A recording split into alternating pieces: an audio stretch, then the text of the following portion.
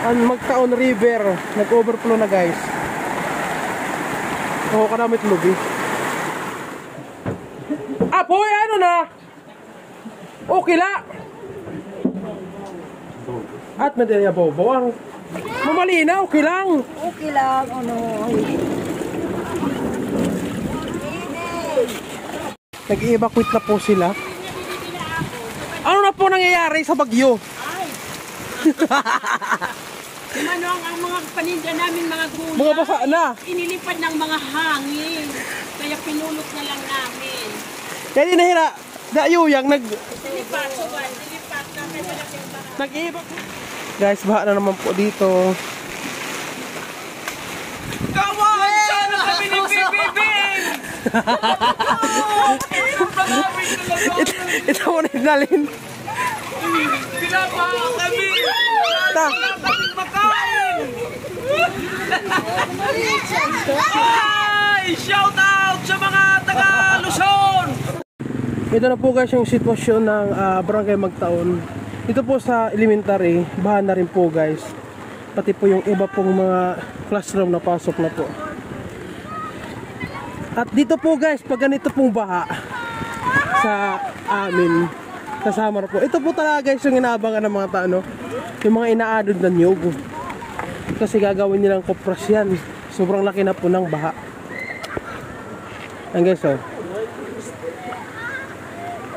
Pugi! Nanguha po sila ng nyug ngayon guys. Gagawin nilang kopra yan. Si Bata Eric mo yung pasimuno dito. Guys! Wala na nanarampig dito, papanod-anod. Pero na! Pito! Umabot na po guys sa 16 meters po yung lalim po ng tubig dito. Ano tiyo?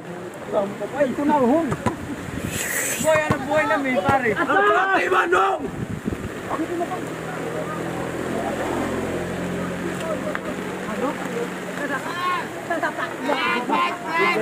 Ano po kuya gagawin nyo yan sa nyog? Ibibinta nyo po kuya? Papaligyan kinilo! Hindi mo naman nung gimpo sa nat video? Ano po guys oh? Happy birthday! O guys oh. Mga ilang ano po yan guys? Ilang hektarya? Kahit, oy, tignan ko dyan. Isang daan pa lang yan. Isang daan pa lang. Anong gagawin nyo dyan? Anong gagawin? Ibibinta nyo? Ibibinta? Opo, ibibinta po yan. Magkano ang bintahan ng kupra ngayon? 27 yan. Lukad? Oo. 27. Yan yung tag 5. Tag 5 ito ko ano. Hindi, gagawin niya ng kupras. Ito po guys. Dalawang tao. At manod ang mga tinambak yan naging kaanod. Lalagpas. Gulpi. Hi guys! Hi po! Hi guys! Yan ako! Marami rin guys Nung sakay kami.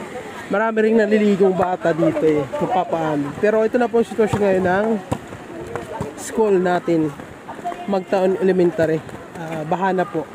Pero humupa na rin po ngayon kasi kanina sobrang taas rin po ng baha dito.